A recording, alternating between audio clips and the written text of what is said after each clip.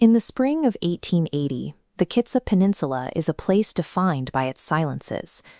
The only mechanical sound on the Port Washington Narrows is the occasional, labored breathing of a lone steamboat cutting through the morning mist. The eastern shore, an area known as Enetai, is isolated and rugged. It is backed by an imposing wall of dense timber and fronted by vast gray-black tide flats that reveal themselves completely only when the heavy saltwater retreats. For Piapatch, a venerable elder of the Suquamish, a Native American tribe indigenous to the Pacific Northwest, these tide flats are a living, historical ledger. She reads the specific texture of the silt to understand what the season is doing to the clam beds, maintaining a relationship with this shoreline that has spanned 50 years. To the original inhabitants, the history of this ground is recorded in the physical memory of the earth. The names of the currents, the submerged shelves, and the generations who worked them are held securely in the mud, entirely independent of ink and paper. To the south, a 17-year-old named Nathaniel Sargent is walking toward that same shore. Born into slavery in North Carolina, he has crossed the country to claim a piece of the wilderness, painstakingly planting an apple orchard in the stubborn, unyielding clay. Nearby, William Webster works in the thick brush, methodically driving massive cedar fence posts 4 feet deep into the earth to mark the boundaries of his claim. Webster knows that survival requires holding your ground. He is a veteran of the U.S. Colored Infantry, segregated regiments of the Union Army, where he learned through mud and blood that the earth only respects physical occupation. For these pioneers, sweat is the currency of ownership. They believe the agonizing physical transformation of the wilderness is their ultimate and undeniable deed to the earth. Across the water in a rented second-floor office in Seattle, the mud and the sweat vanish.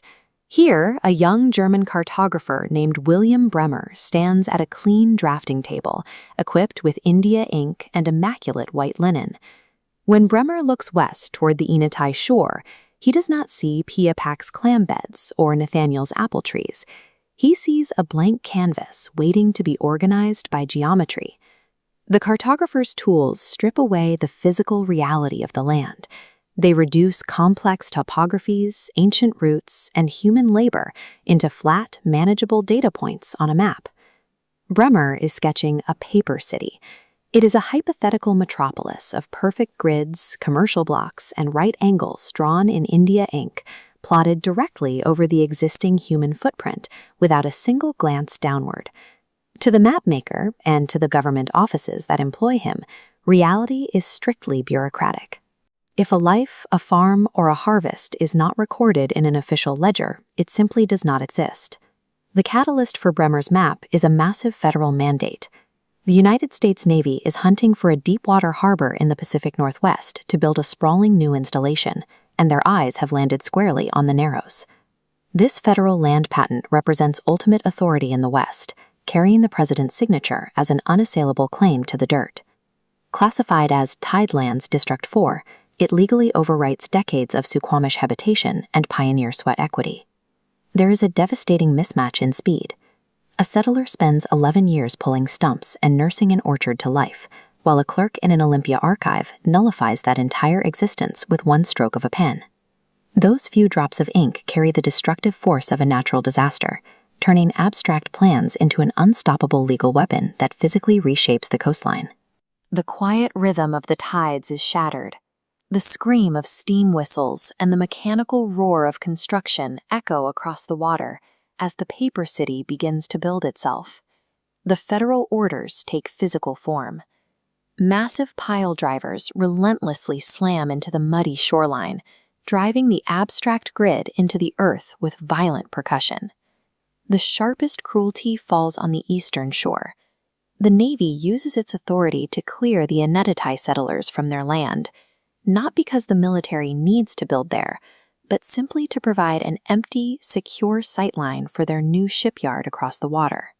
The ink has become iron. The grid has won. The orchard is condemned.